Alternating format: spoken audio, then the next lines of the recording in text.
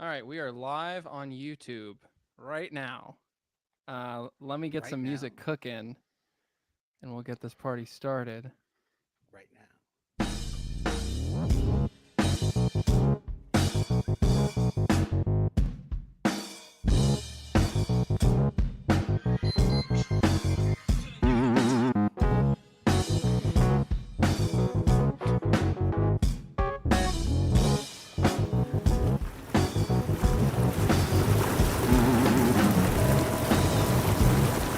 Welcome to the Padres Hot Tub, everybody.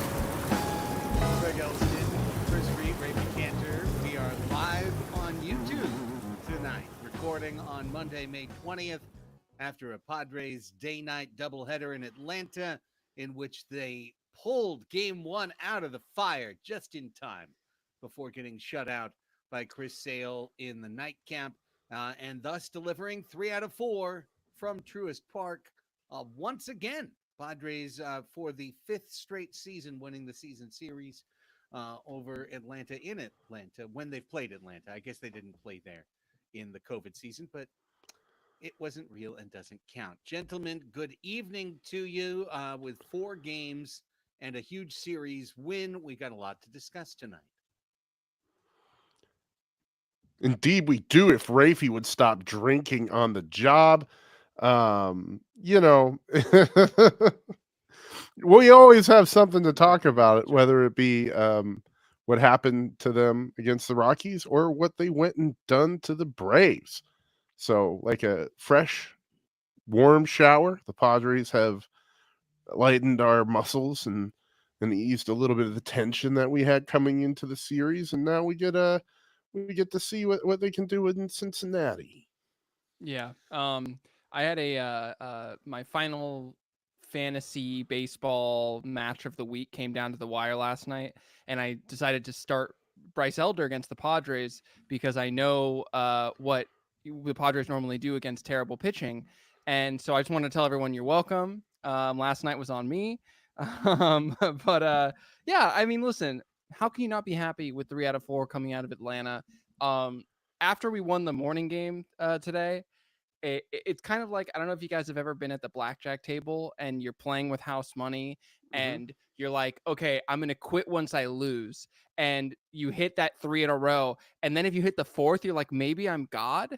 And then today was like a reminder that actually it's not the case. This Padres team is it's very much mortal, very much a 500 team so far, feels about right. And a really weird way to do it, which I know we're going to talk about later in the show.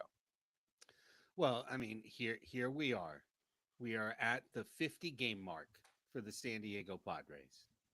25 wins, 25 losses, 25 different ways you can look at this club, I imagine. We look at them all 24/7, 365 on Padres Hot Tub and our Padres Hot Tub Discord.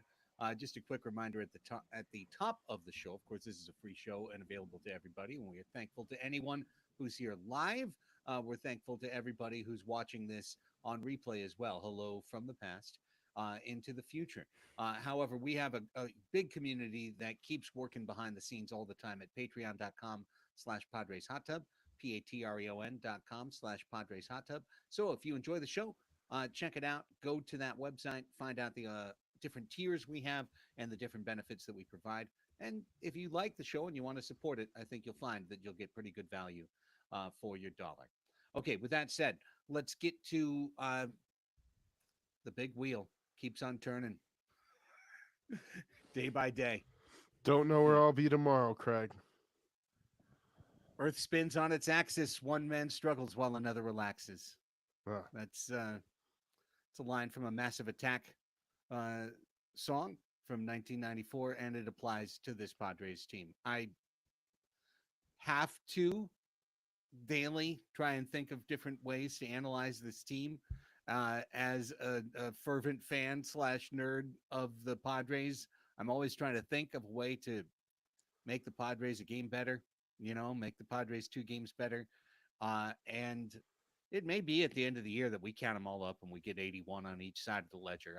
I don't know, but uh, there's so many different variables for this Padres team that we're just constantly tantalized by watching 2 or 3 tumblers click into place and another 3 or 4 click out of place. And then the next day we reset and we do it again. And it really does kind of feel like we're just spinning. We're just spinning around on that big wheel. Yeah, I mean, look, 15-9 on the road this year. You'll absolutely take it any day of the week. Like you said, Craig, in our notes here, only Philly and the Yankees are better so far on the road. It's just a bummer when you're selling out Petco Park every night that the home crowd doesn't really have much to watch. But look, I mean, I feel like it has to be a good omen for the Padres to be competing well against good teams. Like I'm willing to say I would much rather be, performing well against the good teams and performing shitty against the bad teams than just not being able to show up at all and getting swept every time by the good teams and being 500, a little better than 500 against the bad teams. Because to me, that points to some sort of mental block thing as opposed to an ability issue, because if there was an ability issue they would not be showing up well against these good teams, but they clearly are. So I don't know. I'm obviously worried coming off of a split doubleheader to start your week, and then you have 3 straight against the Reds and then 3 straight against the Yankees, cross country flights, etc., etc. But boy, did these guys need this get back, and they got back. So I'm stoked. Maybe it's better if they don't have like a time to sit down and think and rest, and they're just out there playing ball, man. Because I feel pretty strongly that this team is going to go as far as its starting pitching takes them, and on paper, it could go pretty darn far. They did a great job in Atlanta. We saw a couple of quality starts, even one from Randy Vasquez. Holy moly. He unfortunately didn't get the dub, but then we saw that the team's scrappy enough to make a comeback even when down, not even in slam range. So I think it bodes very well if they can just keep winning series, build up the equity in their wild card savings account, so that when they do get swept by friggin' Kansas City at the end of the year or whatever, they have enough in the bank to get into the tournament. And then once they're in, I really think they've got a solid foundation on which to jump up into the next tier of baseball teams. So seeing them compete against the Braves lineup, which is short Austin Riley, but still very formidable, and Sean Murphy, I should say, but still very formidable. It feels good. Awesome. Hopefully, I just found the last lever I could find inside the computer to turn up output. So hopefully that's working a little bit better for the YouTube crowd. Great to see a good YouTube crowd here on a Monday evening as well. Appreciate everybody who's there live. I did figure out how to put a muted window up over here so I can take a look occasionally at what's going on in the stream, and we can try and get some comments and mix them in from the feed and from Well, the you're a chat pro at into this the show. now. But yeah, This is I your know. life. Every day. Yeah, every day. Every day. Every day. Not today. Not today. We were off for a double header. So very happy to be here with the crowd tonight. And thanks to everybody for being there. Appreciate you, Los65. Also, Rye TC saying, love the Massive Attack reference. Appreciate that as well. Was listening to that on the golf course today, considering the thoughts of the duality of it as I struggled, and then finally hit a good shot and said, there it is. The earth spins on its axis. One man struggles, another relaxes. Look at There it you is. golfing on Right a now I'm Monday. relaxing. I love it. Hey, look, when you have the opportunity, that's all you can do. When you have a Monday off, who gets a Monday off? A team that's a guy who's on a station whose team is in Atlanta for a doubleheader is who. So, yeah, is there anything to make out of this road record? Because again, the duality of this team on the road, clutch. I think there comeback. absolutely is. What is it? Avocados. Not enough? Not Or they're enough. Not allergic to enough them? while they're in San Diego. They need to have more friggin' San Diego tacos. They're going out On the road, they got a nice curated list of places with fantastic guac, and then they're coming home and they're getting lazy. They're going to Roberto's or something. Not to slander any San Diego establishment, but Easy. Raphie, you know, the Padres are 14-10 against winning teams now. That's a great number that you could put up against every team in Major League Baseball.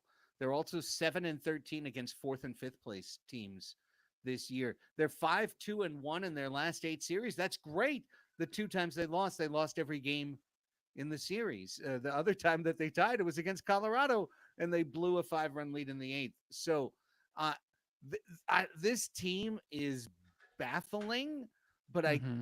want to look at it and still feel like there is a higher level. I just have to see it.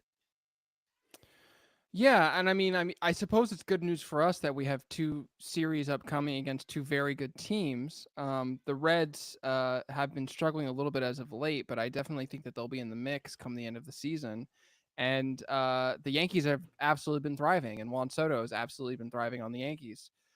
So perhaps this is a good time to be facing them before our fortunes change against teams that are doing well. And look, uh, there's a series on the calendar about a week from now where coming off the Reds and the Yankees, the Padres play the Marlins at home. And that will be a great barometer series for me, not only because things will have changed over the next two series playing against two good teams, but it, to me, it feels like it's going to be a similar setup to what the Padres faced after the Dodgers series, in which they had record sellout crowds, mostly mixed, some would maybe even say favoring the away team, and then a shit team comes in and steamrolls the Padres, and the Padres can't show up. And I suspect that there will be tons of Yankees fans in the stands in Memorial Day weekend. And then the Marlins, who I would say are worse than the Rockies. I mean, certainly now after the Rockies put up that 7 game win streak, but I mean, we pilfered the Marlins for Luis Ariz, and careful. they Just just be careful. The Marlins are getting hot. I think they have two that walk offs I in a row. this is what I'm What? saying. What? Yeah. Like, this is what I'm saying though, is like if they come in and they take the Marlins series, like I will know that this team's mentality is starting to change. If not, like things are I think that's going to be something that we're going to have to watch throughout the year in terms of their performance against bad teams, Craig. Yeah, I'm still looking at Cincinnati the very same way because, you know, again, we keep turning this orb over and over and trying to like look inside. One glint that I've been thinking I saw this weekend was Tatis and Profar against Acuna, guys who have the Tatis senior tie in terms of training, in terms of off season, and Padres get up a little bit for the Braves, and now even just going to Cincinnati, it's not the same thing. Oh, the Reds have been struggling, dur dur dur. We've got Musgrove tomorrow. Let's relax. And it's like, hang on. So I I keep coming back. Like I like this team. And I'll say once again, if we're 2 games under at the end of all of this, if we wind up we're 3-1 into the 10-game stretch. So it would be disappointing now, right, to finish this 10-game stretch at Cincinnati, versus New York Yankees, and finish 5-5. It means we lose along the way. But even if we're a couple games over, a couple games under, around 500, it's going to be the same path for San Diego. The sixth seed is a good place to go, and it almost just feels torturous to be on the ride if we wind up in the sixth seed, given that we're cartwheeling between, are we a good team, are we a good team that has bad spells, are we a bad team that has great spells, are we just straight flat average, and it comes up and down in flashes because that's what flat average teams do. They're just not consistent. And I want to see a month of consistent play, not a great series in Atlanta, not a great home series win over the Dodgers. These are great things. They're important building blocks to the postseason for sure. But I want to see a month of good play so I can decide what this team is on the positive side. Well, I really like it when teams go on winning streaks. Like I think that's something that elite teams will do a time or two throughout the year. And right now, the Padres still have a longer losing streak than they do a winning streak. We talked about this a lot last year.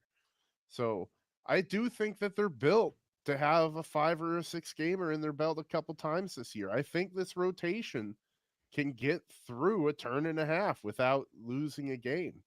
But they're going to need a couple of guys to really get going, namely the $30 million players on the team. And I think Yeah. that we saw at the beginning of an effort, we talked about this last week, to hold Manny Machado accountable. What accountability might look like for that dude on this squad is dropping him into the 5 spot. This week when we go to Cincinnati, is when I really like to watch for the Padres to get a part of their offense back that they haven't really had much since April, which is the long ball. This is a team that's been manufacturing its runs via singles and doubles, something that I personally love to watch. Um, and also, and it's something we've praised on the show, and I will continue to praise. And also, something that we saw quite a bit over the last couple series is guys getting on, and then double plays happening, and that's going to happen when you have base runners. In some ways, who are the teams that lead the league in double plays? It's typically the Dodgers, Yankees, etc., like top offensive teams because they have guys on base, which is great. The Great American Ballpark, the scourge against America that happens in Cincinnati, is over the last rolling 3 years is the highest home run rated Statcast park factor of all of baseball. They're 25% more. God, I can't talk tonight. 25% more home runs on average at Great American Ballpark than the average ballpark. It's a bandbox. It should be illegal, and I want us to go in there and take advantage. And we're gonna get to Xander in a little bit, but a guy who is going to provide a lot of his value to the Padres, hopefully for the next decade, with home runs, is Manny Machado. And he started to thrive, as you just mentioned, going down to the 5 spot, getting a clutch double today. I would love to see in that hot Midwest air some action coming off of Manny's bat. So that's kind of what I'm going to be looking for as the team moves out into the Midwest. I was certainly directed at Manny, but it's also directed at Fernando, who certainly is trying to hit balls out of stadiums, but hasn't been lucky the past week and a half or good. He's I wouldn't say he hasn't been good the last week and a half. I mean, Toddy was up approaching an 800 OPS again just on Sunday.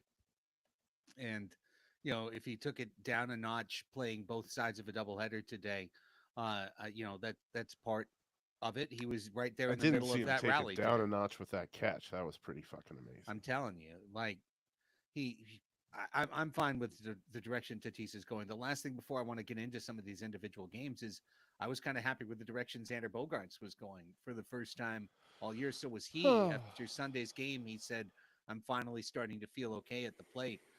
He made a great play today, one that helped win the morning game, and now he's got a bad shoulder. We'll see how bad. Of course, you know, Padres said best case scenario after the game. So inside the Padres injury translator, that means going on the 10-day injured list. However, we don't know what subsequent testing may reveal. I'm going to hope for the best here for Xander Bogaerts. The one good news is, guys, we traded for a hitting champ Yeah. whose primary position is second base. So this is plug and play in terms of what to do. A hitting champ who had multiple hits in every single game this series. He's unbelievable. Like he's truly I mean, look, I was young when Tony was playing, and so I didn't get to see like a pure wrists and hands just contact hitter in the way that he was, and the way he just lob wedges, pitches on the outside of the plate the other way. It's a sight to behold. We had talked about this a week or two ago when we were wondering if the Padres were going to in a different defensive alignment, because remember, we thought that Ha-Seong Kim was going to see injured list time. And then that actually didn't end up happening. And he looked fantastic this series. But we were speculating what the team would do, move Bogarts to short, and then would they move Crone to second or would they move Arise to second? And Craig, you were the one who had said they would stay with Cronenworth at first, don't ruin a good thing, and put Arise at second. And it looks to me like that's what we're going to be doing from here on out. I have concerns over a large sample size, but at the same time, like the vibes coming out of the series are good and vibes must be maintained. So that's if that's what the direction the team wants to go, I'm all for it. Well, it could get Solano some DH hit appearances as well, which would add another ping bat to the lineup that I don't mind having in there, and I think contributes to the primary win condition now for the San Diego Padres. It's a double-sided win condition. It's get quality starting pitching and combine that with create an offensive chain at some point within the game. Combine 4 or 5 positive offensive results in the same inning. And the good news is they have the line drive hitters and Profar, who is now a line drive hitter because he's embraced a different philosophy in his career. I just want to ping it back toward you, Raphie, because, you guys on Pods Above Replacement always talk about, trying to sort between a hot streak and a change. And I thought the reporting this weekend around Jurickson Profar, a great Dennis Lynn piece in The Athletic, talking about how in the winter he abandoned launch angle. He's literally made a change. He has changed the way that he is attacking the strike zone. He's changing the way he's attacking opposing pitchers, and he's having incredible success. And we're now May 20th.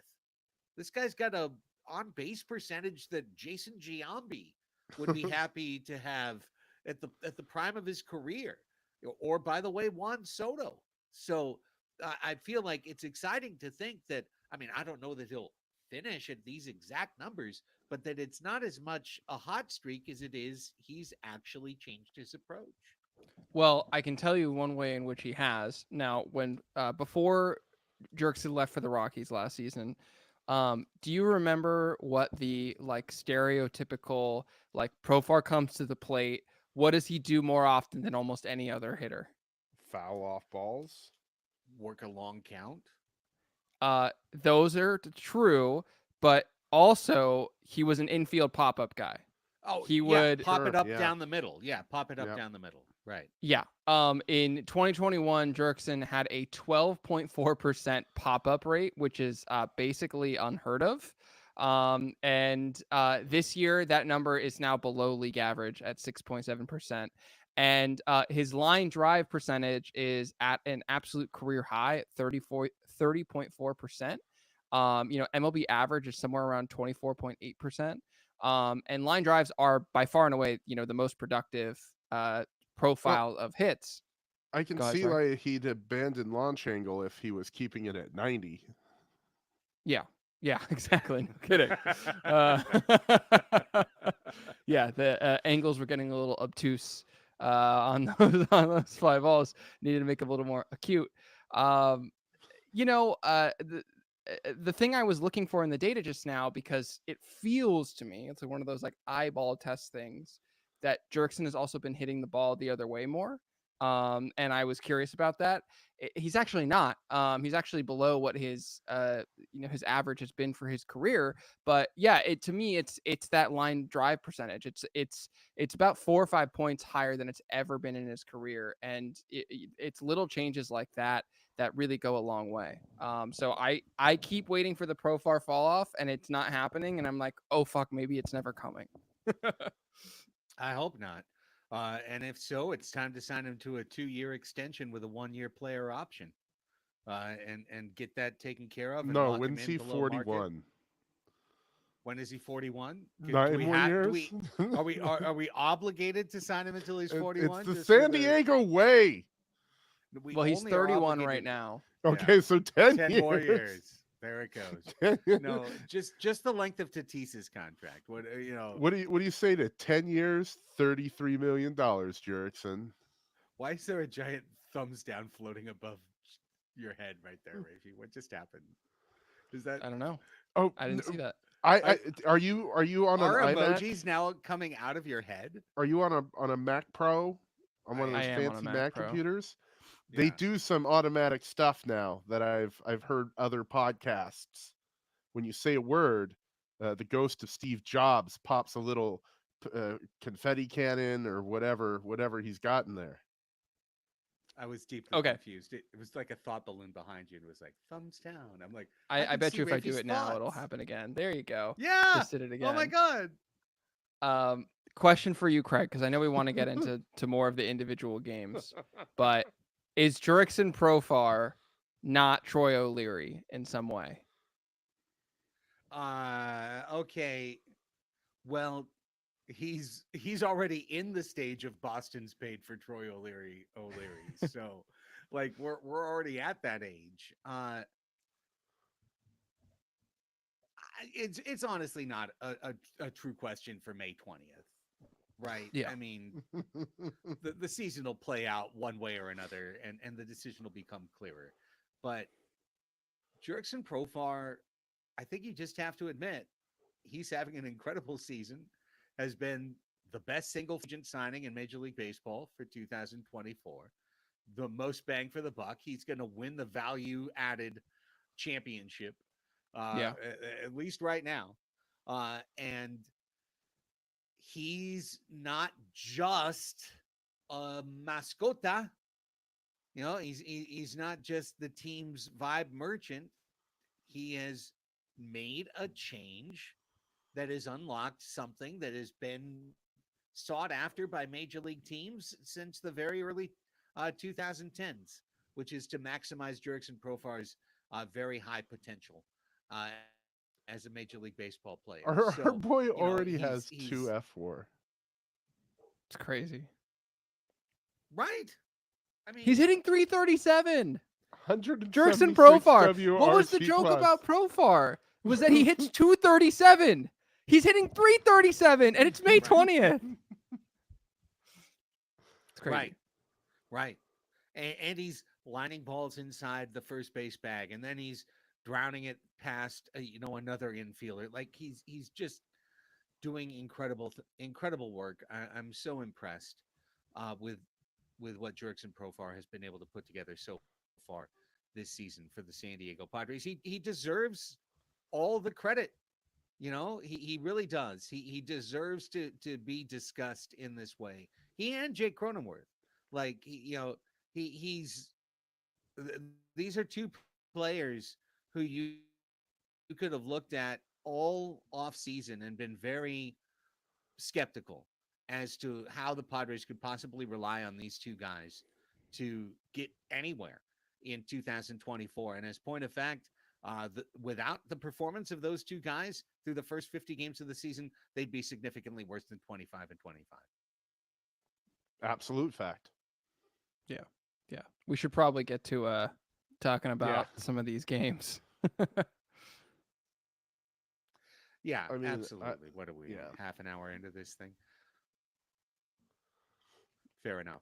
Well, let's talk about Friday. I think there's two standing options for inclusion into win of the year territory for the Padres. And I think this morning's 6-5 win, from 5-0 down in Atlanta to the Braves, certainly qualifies. Dylan Cease having a bad game.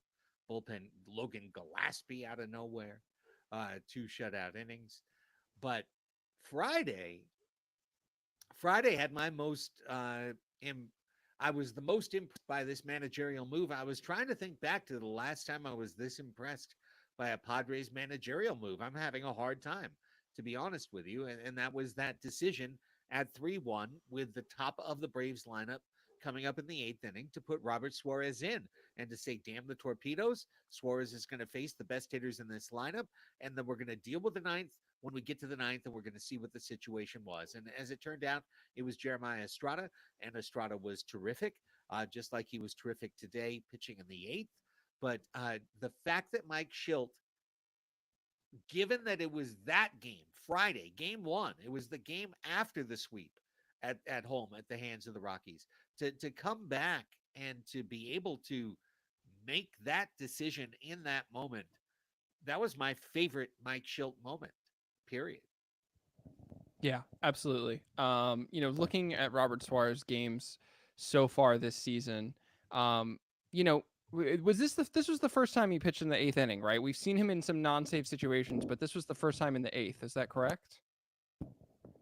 Yeah, every other time he pitched in the eighth, it was in a save situation where he Yeah. went 4 or Yeah. 5 outs to get the save. Yeah. Yes. Okay. So despite the fact that he was not pitching in a save situation in the eighth inning, or rather that he was pulled from the game, I guess is the proper way to say it, because I suppose if he had finished the game, it would have been a 6-out save. But he was credited with a hold. That was still the fourth highest leverage game of Robert Suarez this season, despite the fact that he's already into double digits in saves and is coming into the game in crucial aspects. And to me, that is exactly what you said, Craig. It's the best managerial moment so far, and it's the most kind of obvious example of the fact that this team is just different from last year. We can also go into talking about today. We'll get to the Monday morning game, which is a game that last year's team loses 100% of the time. But go ahead. Sorry. I want to add to that a little bit. It also speaks to the trust that the team has developed early on in Jeremiah Estrada, who has been fantastic as a AJ Pryor waiver wire, treasure trove. I mean, the dude has looked the part ever since he came in spring training. He looked dominant there. He went to the minors and was absolutely unhittable. And up here with the Padres has been fantastic. Yeah, no kidding. He really has. Yeah. Go ahead, Craig. I'm sorry.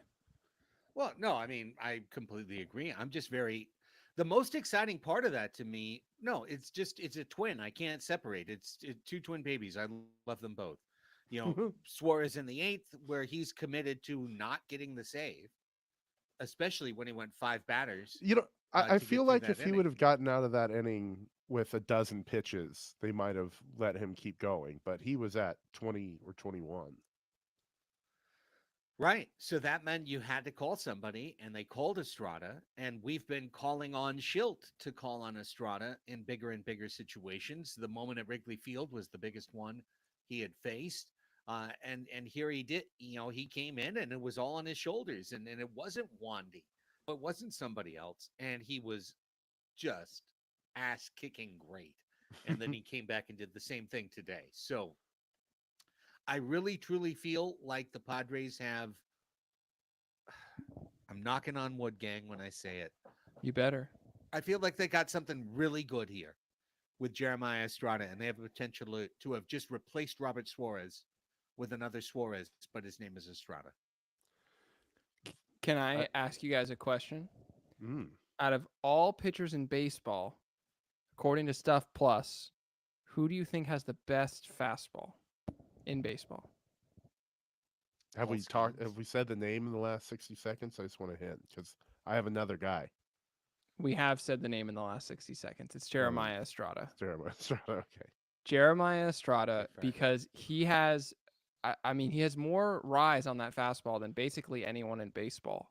And that's what it is. If you look at all of the swings and misses that Jeremiah Estrada has on his fastball, guys are swinging under that pitch almost every time.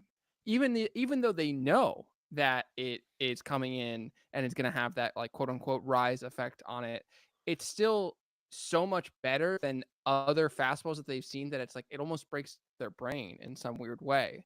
And look, Craig, that was one of the things when we first started the season and the bullpen was running into some trouble. We were like, where's the Steven Wilson replacement?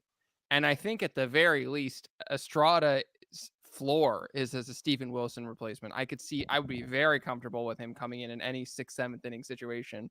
The hope is that he's the Heath Bell to the Trevor Hoffman. That's what we're dreaming on right now, right? Absolutely. Right. Or the Suarez to Hader in 2022, where you just felt like you had that bridge.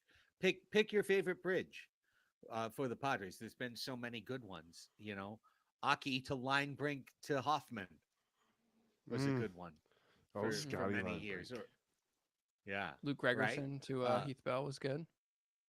Gregerson Adams Bell. Man, Mike Adams. Didn't he have like Gregerson Adams 70 fell. holds one year? All these guys. These are Yeah, legends. Mike Adams, one of the best not save relievers of the early 2000s. Yeah. But we digress. We digress. Can you be that, Jeremiah Estrada? Can you be that for our Padres? Please. We can't talk about Friday's game, guys, without talking about the bubbling green cauldron of Matt Waldron's excellence. 10 strikeouts? 10 strikeouts. Marcell Ozuna, who just hit bombosas off everybody the rest of the series, had no chance against Matt Waldron. And Raphie, I am so sure that you saw this over the weekend. You saw this after the game, and it had to have warmed your heart like it did mine when Waldron was presented with the fact that his usage of the knuckleball almost got to 50% and got to the second highest of his career. And he himself said, I have to stop fighting against this and accept who I am and accept what I can do. And this might be, my friend, the breakthrough for the Cauldron. The Cauldron might get to permabubble here if this guy is willing to push it from 45 to 55 to 60 to 62%. Like, keep pushing that knuckleball usage. He's got a major league plus pitch. Eddie, I think he is finally starting to realize it, that he has something he can play with at the big league level. 98 pitches on Friday. 43 of them knuckleballs.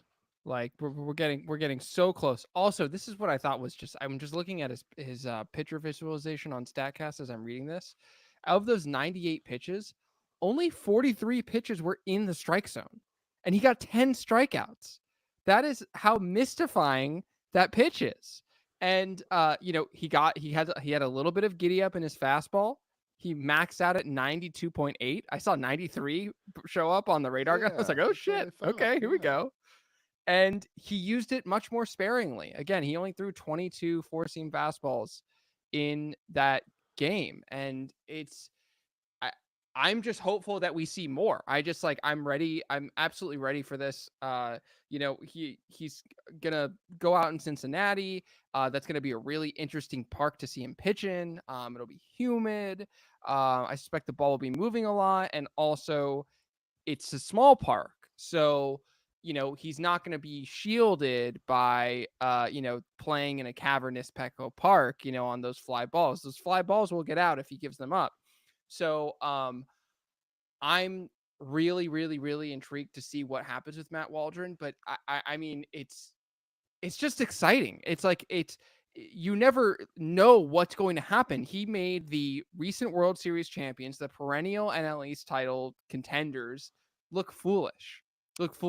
And Matt Waldron is a fifth starter, fourth starter, struggling to maintain his spot on the big league roster. And it just shows what the power of an incredible knuckleball that's thrown with confidence can do. The dude went head to head with Max Fried, all-time Padres mistake, and crushed it. He had a debatably the best pitching performance in Major League Baseball that day, besides Paul Skeens, all-universe young pitcher. I don't want to ruin anybody's party, but you did mention humidity there, Raphie. I don't think our guy is going to get to play every game in dense 98%, 98 humidity air. And that certainly seemed to help him. Maybe we just got to warm up the bay. Steam machines in the bay when it's the Cauldron, and then the actual bubbles can come up. It gets some mist going. It's a vaporous effect. I see it.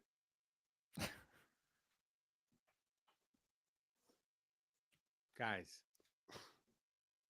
it starts as a cauldron, and then at a moment where Matt maybe moves, it becomes a hot tub.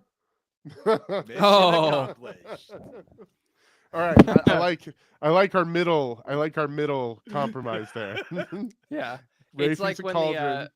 yeah, I'm the entire like- bay.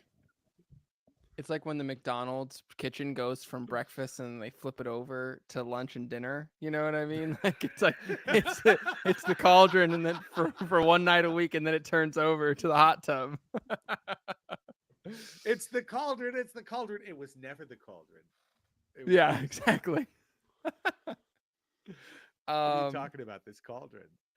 Can we talk about, speaking of things to talk about, and I see it on the menu, Craig, 3 lefties against Fried and everyone gets hits. Yeah, What's no up with more that? Jackson Merrill platoons. End it. Thank Stop you. it. Stop it. End it. I don't understand what we're doing in the second. I mean, I know we're jumping ahead to the second game, but just piggybacking off of that, seeing, I love me some Sugar. He's great as a 5th outfielder. You know what I mean? Like I love him. He has a role on this team, and I like it when he plays this role. I believe it was the second inning of the second game today where he came up with runners on second and first and 2 outs and had an opportunity to really add on. And I the whole time he was at bat, I was like, wow, if Jackson Merrill was hitting right now, my mood would be completely different. So I don't know. We'll interrogate that later. But Friday, hey, that was cool. Well, it was. And you know what's funny, guys? You know, we do on Annie and Elston the Padres deep dive at 11. And so that particular day, I was kind of like thinking to myself, like, I want to kind of channel Raphie and John Pacoda. Like, if I could do a Pods Above replacement right now, what would it be? All right, it's going to be Padres against left-handed pitching. Why are we so bad? You know, like, let's break it down. Let's get inside. Let's get under the hood. What's going on? And the conclusion that I drew after looking through all the numbers and, going through a half hour of discussion about it was that the right-handed hitters on this team had to turn it around against left-handed pitching, whether it's Machado or Bogarts or Kim or Tatis, guys who are hitting 200 to 400 points under their career numbers against left-handed pitching. But the Padres left-handed hitters against left-handed pitching were terrible. Like they were just really, really bad. And right in the middle of that was Jay Cronenworth, who at the moment of discussion on Friday was 6 for 29, all 6 singles, and just really providing nothing against left-handed pitching. But he was the one guy who didn't move in the lineup. He's the guy who wouldn't get benched. Arise got benched. Merrill got benched. Other guys got benched. But Cronenworth would just sit there and hit third. And then they brought out the lineup and he was hitting 4th. And I was like, wait, he's hitting 4th against Max Fried? What the hell? I'm happy that Arise is in there. I'm happy that Merrill is in there. But Cronenworth hitting 4th? He got 2 hits off Max Fried. Were they singles? Yeah, of course. They were. But, like, it's impressive. And I'm not going to try and pretend to be Raphie and John anymore. It's hard. I can't figure it out. You don't have the arms.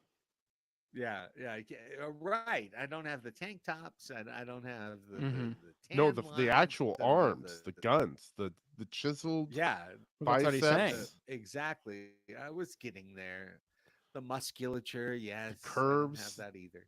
of sinew but attaching. all of it, honestly, I really have none of it when we get right down to it.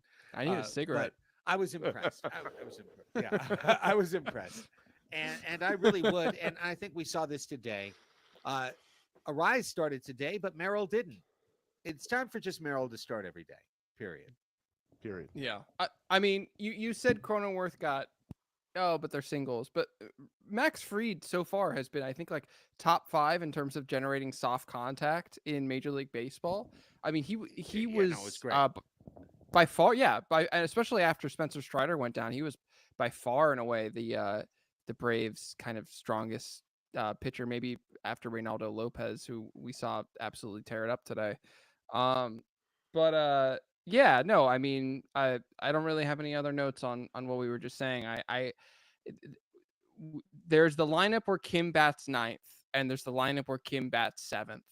And the lineup where Kim bats 9th is just so much stronger. And it does feel night and day. And there is a little bit of, like, as I'm watching those games where Kim is batting 7th, where I'm like, I don't know. And Yeah, I think we're all in agreement. I know it's a long season, and I know we're going to be cycling guys in and out, but this team's a lineup is really really strong, and I just feel like we've been hampering ourselves more than we need to, especially at this point in the season.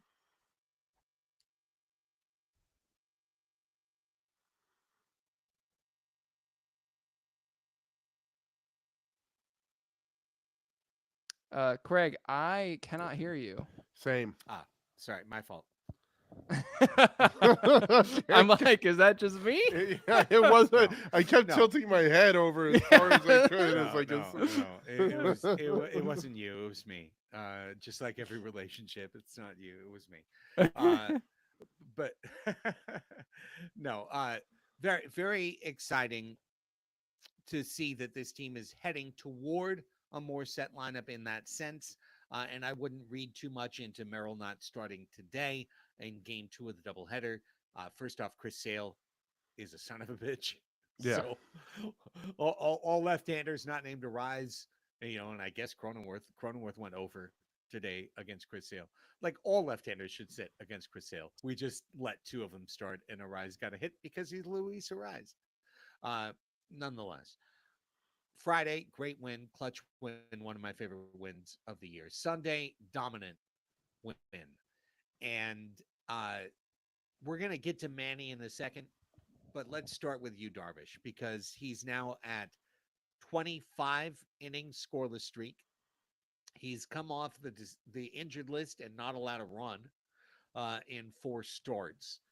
And this was a really important milestone, but also there's another even more important milestone that's just 3 wins away, which is the most combined Japanese and Major League wins, and that's Hiroki Kuroda at 203.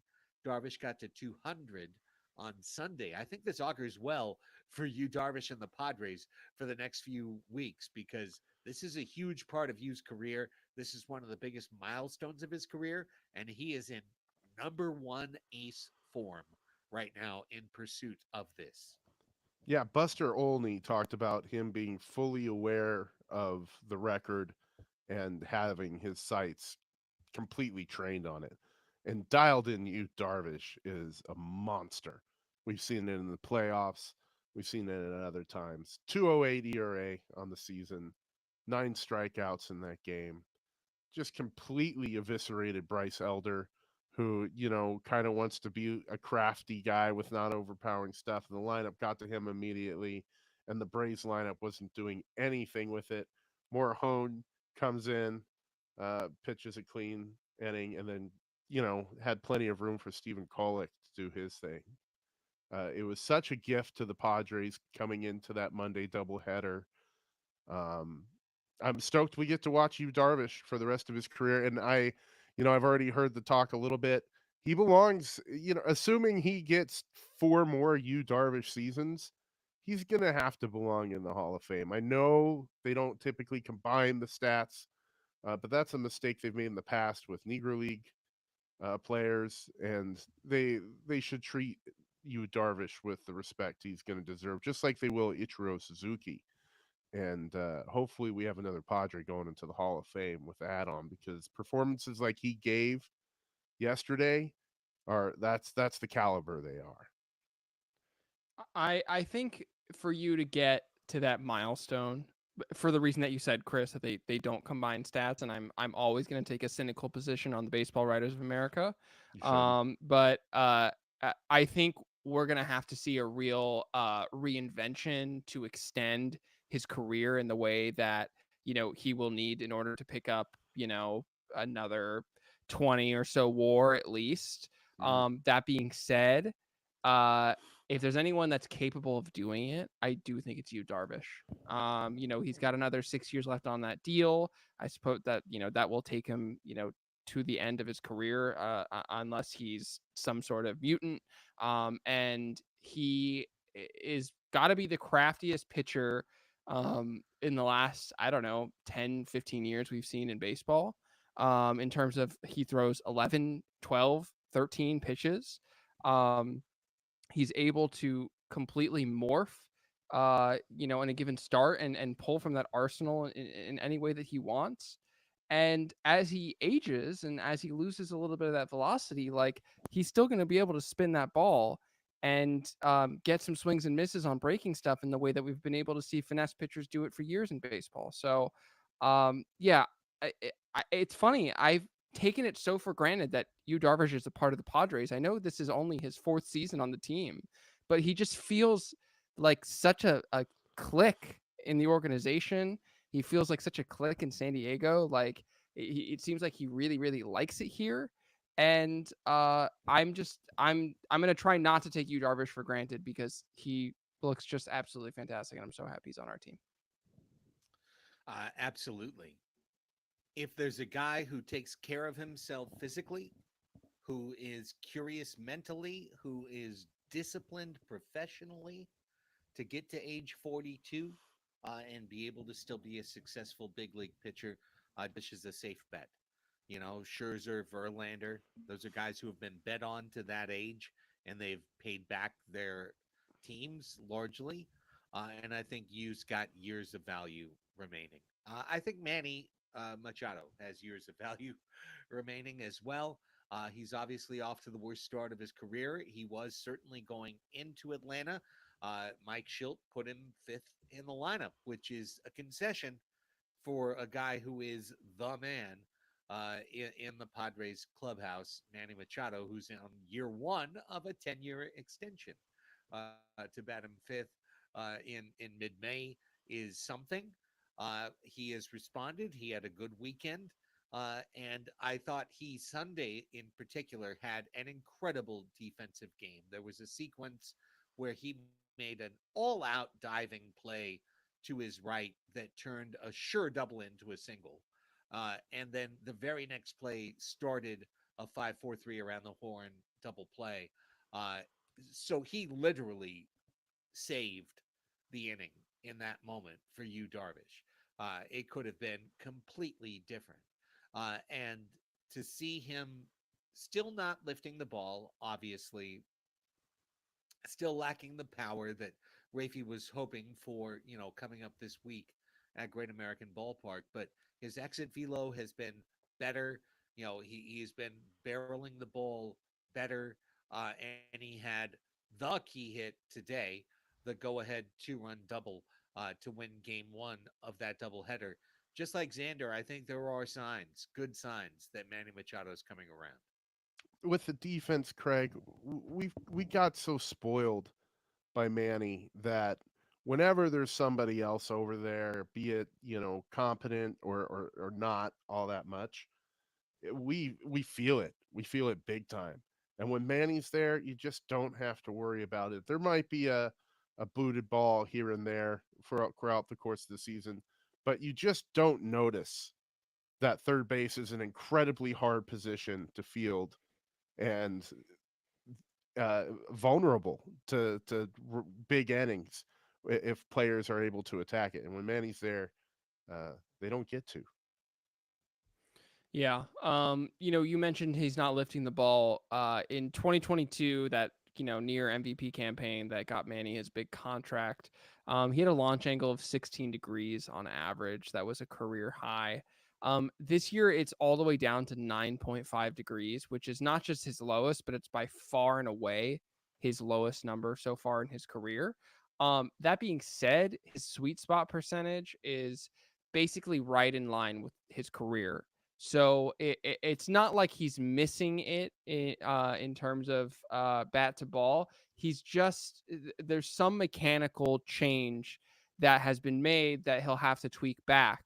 But what I mean to say is that I'm not worried now. It's not like he's missing the ball on the bat in the spot. It's just mechanically his swing has flattened out a little bit. I don't know what it's going to take in the middle of a season to make that change. I suspect it will come with time. I suspect it's not disconnected from his surgery. But you know, his exit velocity is still up there. And his expected numbers are okay, but getting better over the last 100 or so plate appearances. So Um, I I suspect that the best is yet to come for Manny, and we don't need to be panicking this year at all just now.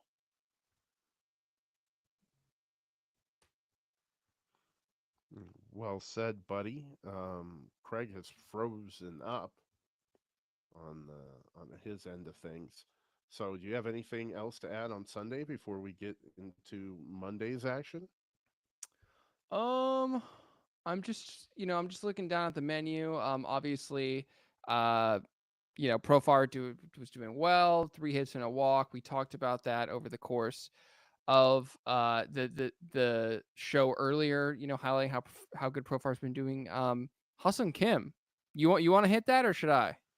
No, hit it, smack it. So Craig did the wonderful kind thing of pulling some numbers for us. He's slashing 273, 429, 409 over his last 7 games, 6 walks against 3 strikeouts. Obviously, he had that big home run last night. Looked fantastic off the bat. Looked great while doing it. Um, it's that Ha-Seong Kim that we know and love, who, like Jurickson Profar, is really good at taking a lot of pitches and working a count in at bat, and being stingy and being pesky. That's what I love to see. The pop hasn't been there this season, so seeing him, hit it out and elevate in the way that he was on Sunday was fantastic. The thing that I find interesting with Ha-Seong Kim is that he's still having those like weird defensive miscues that Today. are, yeah, like very few and far between, and I think are you know for the most part, the cost of doing business. Like, okay, he's gonna have those at some points, but Yeah. you know it's just so uncharacteristic of Ha-Seong Kim to be kind of like taking balls off the heels and kind of side saddling some of those ground balls coming his way. So are you, Chris and Craig, I know you're back now too. Are you worried at all about Ha-Seong Kim on defense, or do you think this is just some sort of yippee situation? I think it's yippee. I think when he has a chance to think about it, when it's, almost so routine of a play that he's getting a step or two ahead because the play's boring, is when we see like what happened today, because it looked like it was just not getting the ball into his glove and making that play. Because then he'll go out and do what he did later in the game, when Robert Suarez came in to begin the ninth inning and make it completely insane, running towards the right center field wall and then twisting his body to get a view of the baseball as it comes down in a place where it should be a hit. I feel bad for the hitter. It should be a hit. He got himself a hit, and Ha-Seong Kim just took it away. So I feel like the guy's instincts are fine. I feel like all of his fundamentals and his attacking the ball are fine. It's just during the course of 162 games, there's going to be 7 to 10 times where, he loses it for a second. And we have seen a lot of them early on. So I feel like the cold dead hand of positive regression is coming for Ha-Seong on the field, as well as at bat. He's right around league average hitting. He's been there all year. He's been around 90, and now he's up over it with the WRC plus. I lost it already, but it was over 100. I think it was 104, 105, 6 home runs on the year. Kimmy hitting 20 home runs a year for the Padres would be such a huge addition at the bottom of the lineup. And I just want to keep seeing him going as he goes, man. As long as I don't want to see his shoulder go ouchie. That's all I care about with him. And then I'm just happy he's a Padre. Yeah. Hey, cynical future looking me says this is the great time to talk to Ha-Seong and his agent about a For 3 or 4 year deal, because he's going to hit better than this. He's clearly not a player who's reacting in that Juan Soto kind of way to a walk year and having the incredible year that sets you up for great success. He's having the opposite year that sets you up for no success. But all through that, he's still playing his best. He's still got that a little bit of pop. As Raphie said earlier, as a 9 hitter, he's a pretty good 9 hitter because you don't You need put him that to so be good, Rafi. successful. Really, we should just be counting on his D. And yeah, he's made some errors, and these are the most errors he's made. I think it's clearly a pressure, mucho stress, situation for for Ha-Seong Kim. So I'm excited for his future. The people who have like called talk radio and said, flip flop before he got hurt, flip flop Xander and Ha-Seong because they're in the wrong spot. Like, no, no, no, no, no, no. And that's why I did want to bring that up was that he's actually OPSing 838 for a week. And if he does that for a month, the Padres are going to be in a really good spot. Yeah. I mean, again, Ha-Seong King's defense, league average bat, which is what he is right now. He's got a 104 WRC plus, just a little bit better than league average. That's going to be a 4-win player. Like, just straight up. That's an all-star. Like, truly. He probably won't get it because the voting is stupid and baseball is stupid and no one should watch. But he's pacing for 4 wins, and I see no reason why, if he stays healthy, like, he won't get it. And I'm with you, Craig. If you're going to extend Ha-Seong Kim, like, now's the time to have those talks, absolutely, because I suspect by the end of the year he's going to be a hot ticket, and I'm already seeing Dodgers accounts tweeting about how they want to sign Ha-Seong Kim at the end of the Same. year, and I will cry. So don't let it happen. Do not let it happen. Yeah, take care of it now. He loves us. Just have him and Jurickson in a joint press conference. Can they fly back to his high school gymnasium? Two high schools, split high school. We go to Curacao and to Seoul. Hey, Seoul. Seoul. What is Sale? We're getting nice. to Sale. Easy, Chris. We're getting Guys, Sale with Kevin AC. the brain neurons sometimes don't quite interact well with the mouth neurons. It happens. It's all right. Let's flip to today and look. I heard my beloved Ben on Beloved Ben and Woods on my, my mis compadres on 97.3, and I heard him say this morning that basically the Padres were going all in to win Game 1, and the Braves were going to go all in to win Game 2 today, and that wound up working out. But halfway through the game, it sure didn't seem that way. It felt more like Padres absurdity in that here's Dylan Cease, a Georgian, in his home state, feeling comfortable. He's back on the family farm the day before, bringing back a big tray of honey for the team. He should be maximum comfort, maximum success. Instead, it goes the other way. Bad home cooking. He has a rough one. He gives up bombs to Ozuna and Olsen back to back. He gives up 5. In 4, he doesn't even get to the 5th. And by the way, Randy Vasquez pitches a quality start in the nightcap, but we win Game 1, not Game 2. Really a big time character win for the Padres to take that series in Game 1 and to paper over Dylan Cease having another clunker start, kind of his second as a Padre. Yeah, I mean, it feels a little like you said, like Padres absurdity. That Dylan Cease is going to give up 5 earned runs and that we're still going to get the win. Um, I don't know, man. I mean, his ERA is now what, 3? About 3. That's about. I'm never going to complain about a starting pitcher having a 3 ERA, and it just looks like one of those days where he didn't have it. They were a little all over his breaking stuff. They could get the read on it. And I suspect that Dylan Cease will come home and pitch a fantastic game against the Yankees. I'm not going to book it, but I just think he's someone who is not going to let these bad, starts pile up. And I haven't even checked the stats so far, so forgive me. Was he walking a lot of guys today? I didn't even get a chance to look before we started recording. It wasn't that bad. Yeah, like he walked 3 people. It was pretty It was a lot when you think about, I think for the whole series, the team walked 5 guys, I want to say, in 4 games. So like he accounted for the majority of those, and then he gave up a couple of home runs, which is kind of what bad Dylan Cease does. Dylan Cease bad's box score looks a lot like Blake Snell bad's box score. You see the walks tick up, you see the home runs, and the ERA goes with it. This was a bullpen win, and I mean, I'm gonna go. I know we're gonna tip caps in a moment, but I want to give a big old hat tip to Logan Gillespie. My Hell goodness, yeah.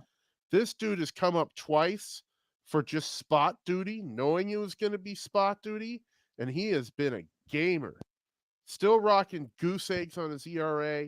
Struck out a couple guys over a couple innings today. I'm not going to jump on to the fantasy dream train of thinking maybe he pitches like this forever and him and Estrada form a three-headed dragon of which no knight can get past. I'm not going to dream of that, and I'm certainly not going to draw it, and I'm not going to make any T-shirts of it. But I'm gonna be happy about it for today, and he's probably gonna be having a plane ride back to El Paso in the next few hours, and I hope he can enjoy himself on it. Yeah, I mean, if you're going to make that T-shirt and draw it, I think based on the 4-year contract, either Yuki or Wandy would be better choices. Even if it's the dragon that's like, Oh, poor Wandy. We all know that's gonna be Wandy. Yeah. right. But hey, what the Drew Carlton's going on around here. Logan Gillespie, great outing.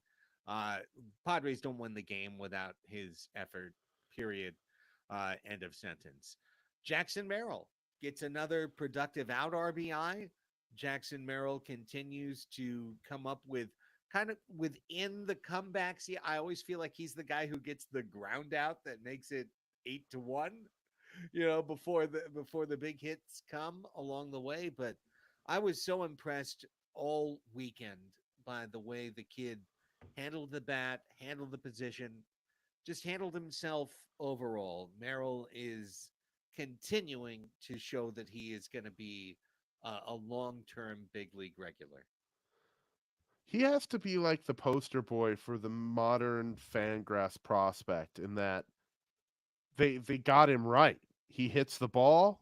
He has a darn good hand-eye coordination that is at an elite level. He's athletic, so he can probably play around. Doesn't hit a ton of home runs, but it doesn't matter when the bat to ball skills are what they are. And he has been that guy because all that stuff is paid off. He knows how to situationally hit. He knows what he's there for, and he's not afraid of the moment, which is the most exciting thing for me heading into really meaningful baseball in a few months. Well, yeah, Fangraphs was right about him, except one thing. They had no idea that he was going to be a fucking great center fielder. Yeah, And yeah, he true. is. Yeah. He is. And he had less than, he had like 6 weeks to learn the position, basically. I mean, who knows what was happening in the offseason before they got to Peoria. But I mean, he's like, truly, he's 87th percentile right now, according to StatCast, in terms of outs above average. Yeah, it does And seem like there's no spot of green that is safe with him and Tatis on that side of the field. no, not at all. I mean, and this is the other thing. Jackson Merrill is fast. And like, we talked about the replaceability of Trent Grisham and, whether or not he was going to be replaced. Not only was he able to be replaced, one of the things that I thought was, uh, that I forgot when I watched Trent Grisham play when he was on the Padres was that he actually wasn't as fast as I thought he was. He Mm. was like, he was fine. He was fine, but he wasn't like really, really, really able to chase down balls in a sprint. He was doing it by taking impeccable routes. Jackson Merrill is just, I mean, he's just a speed demon. And that's how he's able to make up ground. And like you said, between him and Tatis, and look, I know Profar is not like the most amazing outfielder, but when you add Merrill next to him, I mean, it's pretty fantastic. I'm so thrilled with our defensive alignment in the outfield right now. Yeah, very exciting. Jackson Merrill, the future is bright. Speaking of extensions, just take the Yeah. Churio deal, hand it to him, see what happens. The I think standard that Jackson deal. yeah, all Jacksons. Holiday, you have to take this deal too. Sorry. Yeah. Yeah, if the other two are in it, like it feels. Right. Just seems Now fair. you're It just being seems a fair. dick, Holiday. Right. Hey, who had the better start? Who's the best Jackson?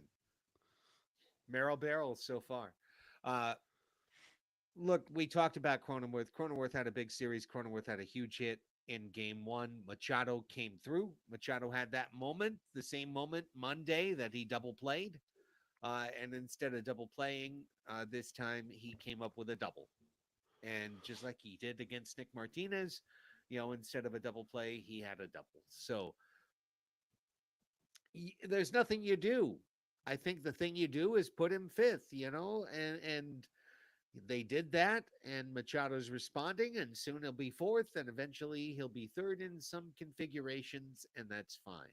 Cronenworth continues to play like an all-star at first base, dominating right-handed pitching, playing great defense, coming up with huge hits, and Jake Cronenworth has been a huge part of the reason why this team isn't, 6 games under 500 right now. Yeah, second best hitter on the team behind Jurickson. Um, I I have long maintained that Jacob Cronenworth is somebody I want to be on the Padres for a long, long, long, Is long that time. I've including when you did 2 months straight of like Cronin I, trades? I have I have long maintained for Long? long amounts of time. What is long in the real world? Time is a flat circle If anyway. you're a So hummingbird, if you're a hummingbird, I've maintained Jacob Cronenworth is the best first baseman the Padres could hope to have for a lifetime, Craig. save him if you wish, Raphie. I will not be doing that. Oh no! Um, And what under the waves slipped I'm the floundering. I'm looking at Jake Cronenworth's Statcast batted ball profile, because what's so interesting is he's just like Jurickson. He's someone who, if I looked at the eye test, I would have thought was hitting the ball the other way more. And he's not. He's actually, believe it or not, Jake Cronenworth has his lowest opposite field hit rate so far in his career. And he's actually pulling the ball more than he's done in his career thus far. The thing that he's basically done is he's replaced his pop-ups with line drives. He's seen about a 2% dip in his pop-up rate, and he's now about 2% higher in his career line drive rate. And that makes all the difference. Truly, that does make all the difference. Sorry. From the eye test too, he's not getting beat on the pitches up and in. He's not getting beat on high pitches, which seem to be kind of a place you can get ground balls out of him. Those haven't been ground balls this year. They've been line drives. He's got a great slug. I mean, swing that axe bat, Michigan man. Well, isn't this indicative of Victor Rodriguez's overall approach for the San Diego Padres, Ding, who are ding, ding. striking out 2 percentage points less year over year than they did last year? They're walking about a percentage point less. That's so many more balls in play. It's going directly against launch angle revolution. Hosmer is over here on a different podcast going like, I was telling you so long. But nonetheless, like there are some players who need to lift the ball. Jose Ramirez turned his whole career around lifting the ball. Francisco Lindor, we could go on. But guys like Cronenworth and Profar, they ain't it. Like they ain't it. They ain't guys who are going to go hit 40 home runs thanks to launch angle. What they're going to do is hit 205 thanks to launching. Yeah. And by abandoning it, both players are finding themselves back to career levels of success, if not exceeding career levels of success. That doesn't mean the Dodgers are wrong or baseball has been wrong completely. It means that there are, hats for bats. Like, and the launch angle revolution doesn't work for every player to make them their best version of themselves. Some guys are line drive hitters. It's another I want to give it back to you guys for reaction. It's another reason why Arise being on the team is important because he's never going to change who he is. And seeing that leading off for your team every day, I think is really important for other guys to go like, no, there's success here. There's success with liners. There's success with gaps. Well, it's also using the tools that you have the most efficiently that you can. And that's been, the really fun thing about StatCast recently released. It's bat tracking data, which is like, it's fascinating. If you have it, go to baseballsavant.com and you can see and you can learn a ton about like who has a short swing, who has a long swing, how is that correlated to success. And, one of the things that they talk about with Luis Arias is he leads the league like quote unquote squared up percentage of swings. He's 42.7% of his swings are squared up this season. And basically what that means is for the speed at which his bat is moving, there's like a projected outcome of exit velocities that he can generate. And if it's in the 80th percentile or above, it's considered to be squared up.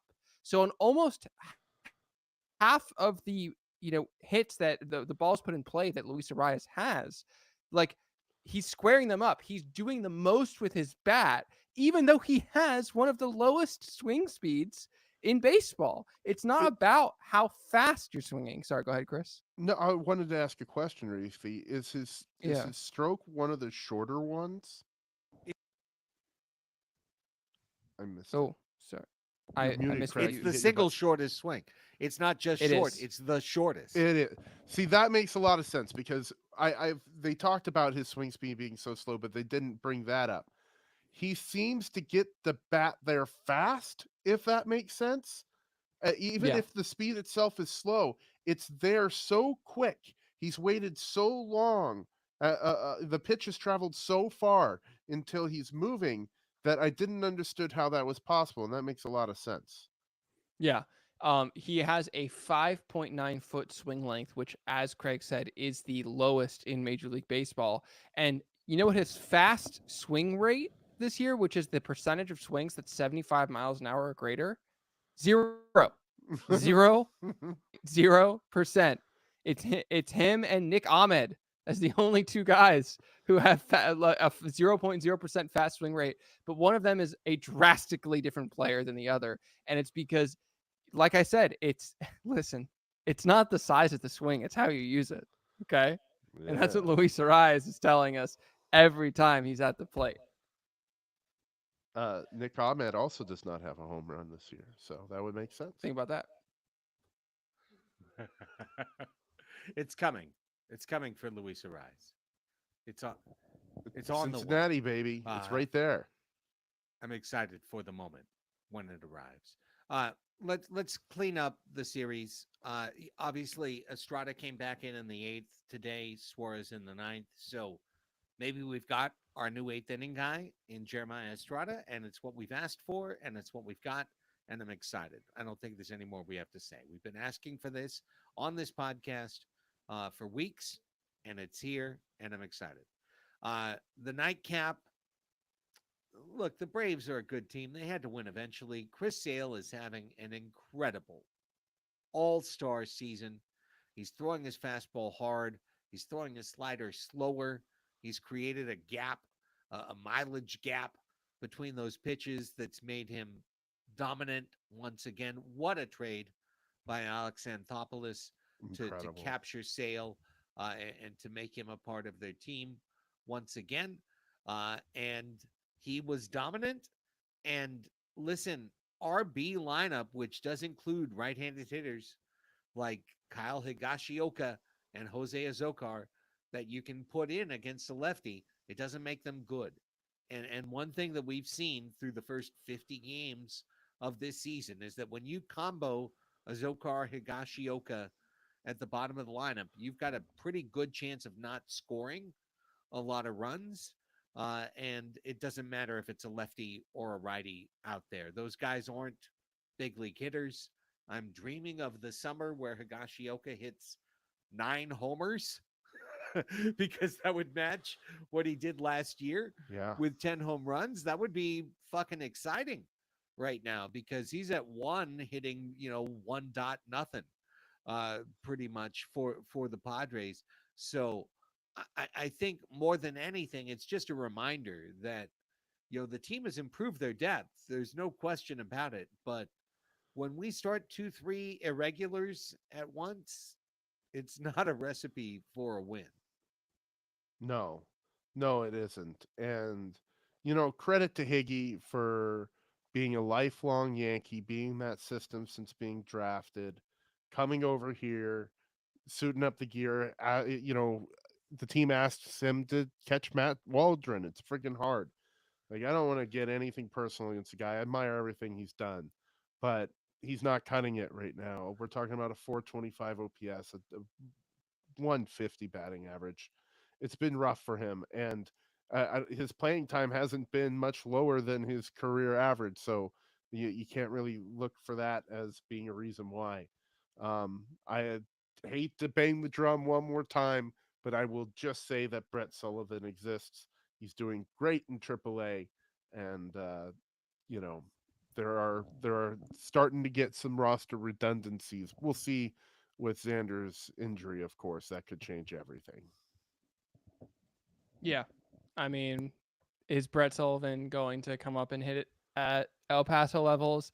Is he going to play defense at Higashioka levels? Basically, those are the two questions. I know there's been some moaning about Higashioka's defense not being as good as people perhaps thought. Man, I just want to remind people that he is catching a knuckleballer like Yeah. every second time that he's out there, and that is probably the most difficult job in sports, I would say. So I'm going to cut him a So little bit of slack there. I think But yeah, that Brett Sullivan would do better than Higashioka level hitting. I don't. It may not be El Paso level, but it's not going to be a 425 OPS. okay. Do you think he could catch Matt Waldron? I mean, I suppose he Yeah, did in he El has. Paso. He's been his catcher for years now. It's a low bar. I'm not married to Kyle Higashioka. Like if the Padres move on from him, I don't feel like, oh no, we lost the trade now. Like, I don't care. To wit, Randy Vasquez threw 6 innings, 3 runs today in the nightcap. That's great. That gives Adam Major some more time to polish at AAA. He doesn't have to be the next call up. Vasquez is doing what you ask a sixth starter to do. He just exceeded that today. And it's exciting. What's really exciting to me is that I don't have to spend like an hour tomorrow on the radio defending against Matt Waldron because Randy Vasquez threw a quality start. Because Matt Waldron is ahead of Randy Vasquez in a lot of ways right now.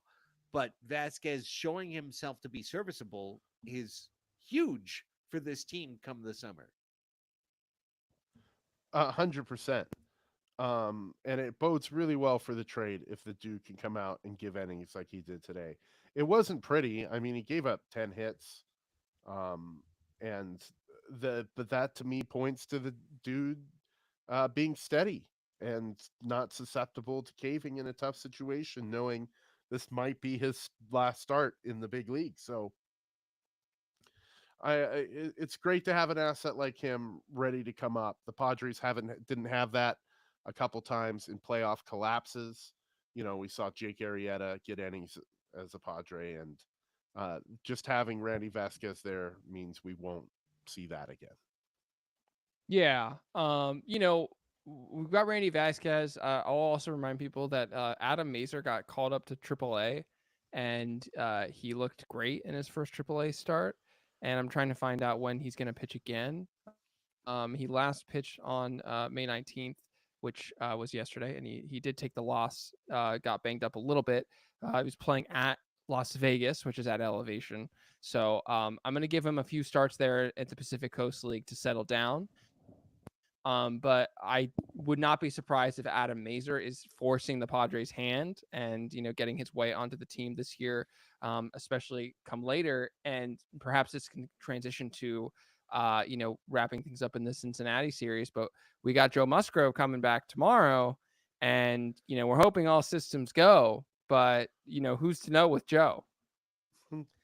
Yeah, I remember at the very beginning of the show tonight, Raphie, you talked about getting excited about going to Great American Ballpark and maybe getting Manny Machado going. What if I told you that the big leagues number 1 and number 2 starters in home runs allowed we're also going to Great American Ballpark and starting back to back because that's going to happen. Uh, I don't think there's anything we can do with Joe's start tomorrow other than light a candle, strike a pose, hope that this is going to work out, hope that he's going to go the Darvish route because until completely proven otherwise, the operating theory of he's just pitching through something until the moment that he agrees that he's pitching through something and gets it taken care of more seriously. I need his results to show us that. It's not doubting him. It's saying if you are not hurt, you're going to pitch well against a struggling Cincinnati.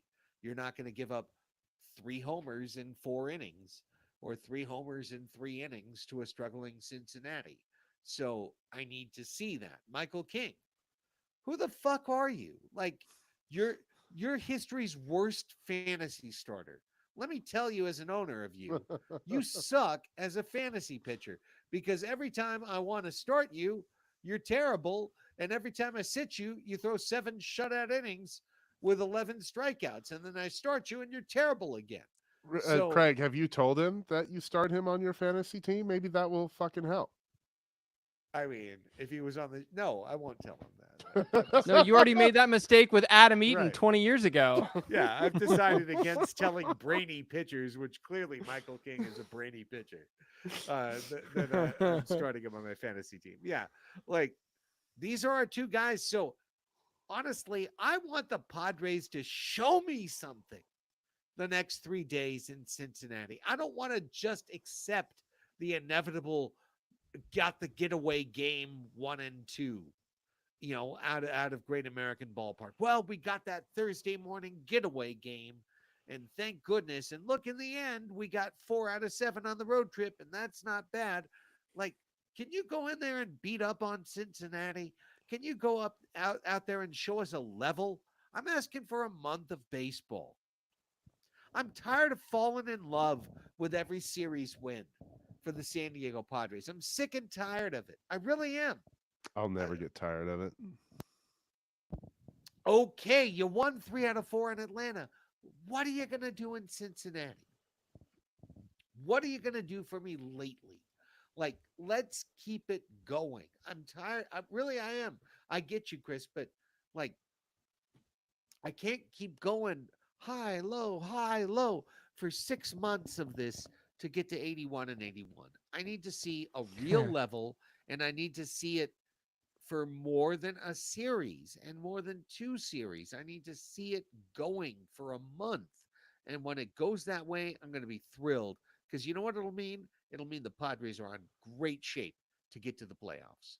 The Padres are going to miss a pitcher I think they do not match up well against, which is Hunter Green. They are getting Andrew Abbott. They are getting Nick Martinez, and they are getting Frankie Montas. And Musgrove, King, Waldron facing them. I'm done hearing anything to do with Schmegel Schmosses when Matt Waldron's on the hill. I look at these as all winnable games, and I think they should. Like I said the day before they beat Nick Martinez last time, they should beat Nick Martinez, and I see that being a win. So you're right, Craig. Keep it going. They can't build up the season long. They can't continue a season long winning streak tomorrow, but they can start one. Listen, Andrew Abbott is a lefty who has been pitching well so far this season. He's got a 3.06 ERA, but his FIP is way up there at 4.75. Okay, he's someone who has been giving up a lot of home runs, like we said, because he pitches in Great American Ballpark. He doesn't strike out a ton of guys. This was a team that was built to take down lefties And like we said, who is the biggest lefties eater on this team if not Manny Machado? And so this is the Manny spark plug series for me. And he's the player I'm going to be watching the most intently. We also now, given the fact that Xander's probably injured, we're going to be seeing a lot of Donovan Solano, especially when we've got lefties on the hill. He's someone who I look at, mashing up and beating up on some lefties. So look, I think we're primed. I agree with you, Chris. This is a very winnable series. This is a series in which I think we can win every game. Honestly, the pitcher who I'm the most worried about is Nick Martinez. And I'm not scared of Nick Martinez. But he's someone who I think has been a little bit better than his numbers indicate so far. I'm excited though. And we need it because we're going to need some momentum bringing the Yankees into town this weekend. Yeah. Well, the big wheel keeps on turning for the San Diego Padres, 25-25, and heading into Cincinnati, ready to get my heart broken so that I can then throw the red alert back up and then have them beat the Yankees at home. Just because, whatever. I'm just excited that we haven't lost the plot. We're 50 games in. We haven't lost the plot. We're in the thick of it. We're in the mix. There's room for improvement. There's an overhead for this team that's above their current level. And there's an opportunity for this team. And by the way, the best way to make it to the World Series, if you're not going to win your division, is to finish sixth. They really do have to fix this with the playoffs. If you're the best wild card, you're set up to face the best record in the league in the second round. That's how it works.